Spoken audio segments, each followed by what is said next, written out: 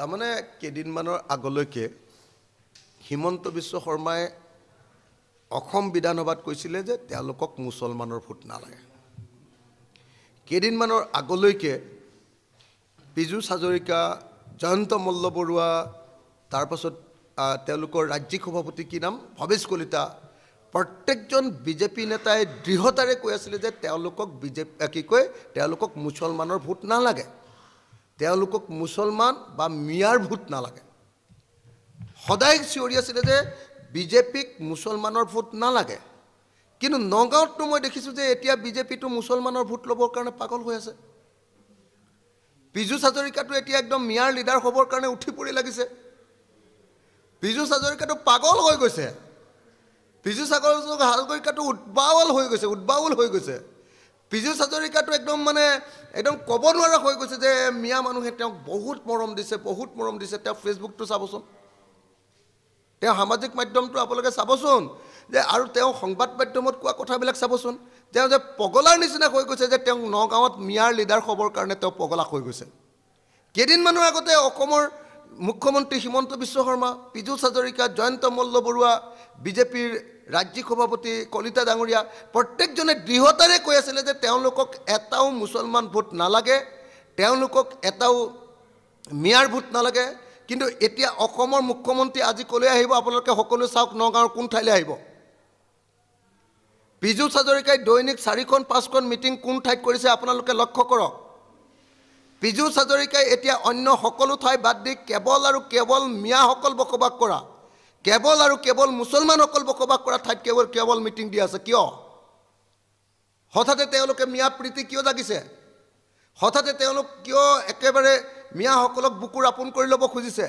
হঠাতে কিয় মিয়াসকলৰ প্ৰতি গদগদ হৈ পৰিছে পীযুষ হাজৰিকা? হঠাতে কিয় মিয়াসকলৰ প্ৰতি গদগদ হৈ পৰিছে অসমৰ মুখ্যমন্ত্ৰী? কিয় মিয়া অঞ্চলত গৈ অসমৰ মুখ্যমন্ত্ৰীয়ে এতিয়া বেৰিকেড ভাঙি আহি যাওক আপোনালোক বুলি চিঞৰ বাখৰ কৰিবলগীয়া পৰিস্থিতি হৈছে? কি হৈছে মুখ্যমন্ত্ৰী ডাঙৰীয়া? আপোনালোককতো মিয়াৰ ভোট নালাগে, আপোনালোকতো মুছলমান ভোট নালাগে, আপোনালোকৰ কাৰণে মুছলমানসকলতো জাতীয় শত্ৰু, আপোনালোকৰ কাৰণেতো মুছলমানসকল অকল কেৱল আৰু কেৱল জেহাদী, আপোনালোকৰ মতেতো মুছলমানসকল কেৱল আৰু কেৱল সন্তান জন্ম দিয়া যন্ত্ৰ, আপোনালোকৰ মতেতো মুছলমানসকল দেশৰ শত্ৰু, জাতিৰ শত্ৰু, ভাৰতৰ শত্ৰু, সাৰ্বভৌমত্বৰ শত্ৰু। এতিয়া সাৰ্বভৌমত্বৰ শত্ৰুৱে মুছলমানসকলৰ ভোট লাগে যে আপোনালোকেতো এতিয়া হিন্দু এলেকাবিলাকত, অসমীয়া ভাষিক অসমীয়া এলেকাবিলাকত এতিয়াতো আপোনালোকে কেম্পেইন কৰাই বন্ধ কৰি দিলে। নগাঁৱততো কেৱল পীযুষ হাজৰিকা আৰু হিমন্ত বিশ্ব শৰ্মাই অকল মুছলমান এলেকাতে কেম্পেইন কৰি আছে। কথাটো কি?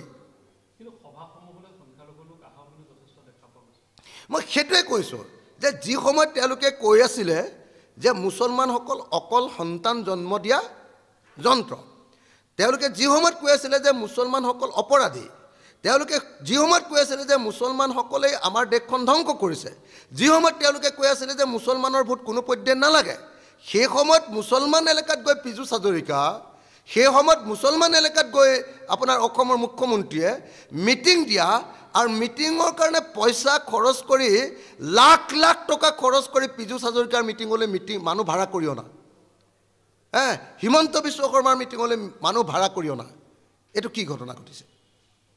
এতিয়াতো মুছলমানৰ ভোট লৈহে তেওঁলোকে পুণ্য লাভ কৰিবলৈ যত্ন কৰিছে। ইমান দিনটো কৈ আছিলে যে মুছলমানৰ গাত লাগিলে তেওঁলোক স্বৰ্গলৈ নাযাব। এতিয়াতো স্বৰ্গলৈ যাবৰ কাৰণে কেৱল আৰু কেৱল তেওঁলোকে এতিয়া মুছলমানৰ তুষ্টি কৰা আৰম্ভ কৰি দিছে। পীযুষ হাজৰিকাটো মুছলমানৰ ভৰিত ধৰিবলৈ বাকী আছে। হিমন্ত বিশ্ব শৰ্মাইতো মই জনামতে আজি মুছলমানৰ ভৰিত ধৰিবহি আহি। ইমান ভয় খাইছে কিয়? ইমান দিন যে তেওঁলোকে কৈ আছিলে যে মুছলমানৰ ভোট নালাগে, মুছলমানসকল দস্যু বুলি কৈ আছিলে, মুছলমানসকলৰ তাতে গোটেইখিনি ডকাইত আৰু চোৰ আছে বুলি কৈ আছিলে। এতিয়া সেই মুছলমানৰ ভোট ল'বৰ কাৰণে পীযুষ হাজৰিকা আৰু হিমন্ত বিশ্ব শৰ্মা ইমান উদ্বাউল কিয়? এইটোৱে প্ৰশ্ন, যে হিমন্ত বিশ্ব শৰ্মা যে এজন যে বিপজ্জনক মানুহ, তেওঁ যে কথা আৰু কামৰ মাজত কোনো সংগতি নাই, তেওঁ যে তেওঁৰ ব্যক্তিগত স্বাৰ্থ পূৰণ আৰু ক্ষমতাৰ প্ৰশ্নত যে তেওঁ পৃথিৱীৰ যিকোনো কাম কৰিব পাৰে, তেওঁৰ যে কোনো নীতি আৰু আদৰ্শ নাই, এই কথাটো অতি স্পষ্ট হৈ পৰিছে। আৰু সেইকাৰণে মই আপোনালোকক জনাব খুজিছোঁ যে আজিৰ দিনটোত পীযুষ হাজৰিকা আৰু আজিৰ দিনটোত অসমৰ মুখ্যমন্ত্ৰী হিমন্ত বিশ্ব শৰ্মাই এতিয়াতো ভৰিত ধৰিবলৈ মুছলমানসকলৰ ভৰিত ধৰিবলৈ বাকী আছে ইমান দিন কৈ আছিলে মুছলমানৰ ভোট নালাগে এতিয়া কিয় ভোট লাগে মুছলমানে হঠাতে কি এটা সন্তান জন্ম দিয়া হৈ গ'ল নেকি অসমৰ মুখ্যমন্ত্ৰী ডাঙৰীয়া মুখ্যমন্ত্ৰী ডাঙৰীয়া আপুনিতো কৈছিলে যে মুছলমান হ'ল অকল মানে সন্তান জন্ম দিয়া ফেক্টৰী আৰু আপুনিতো কৈ আছিলে যে মুছলমানে যেতিয়ালৈকে সন্তান নকমাব তেতিয়ালৈকে মই মুছলমানৰ ওচৰত নাযাওঁ মুছলমানৰ ভোট মোক নালাগে এতিয়া কি মুছলমানে ভোটটো কি হেৰি কৰা হৈ গ'ল নেকি মানে এতিয়া কি এই ভোটৰ সময়ত মানে এটা সন্তান জন্ম দিয়া হৈ গ'ল নেকি অসমৰ মুছলমান মানুহ মিয়া মানুহে কি হঠাতে এটা সন্তান জন্ম দিয়া হৈ গ'ল নেকি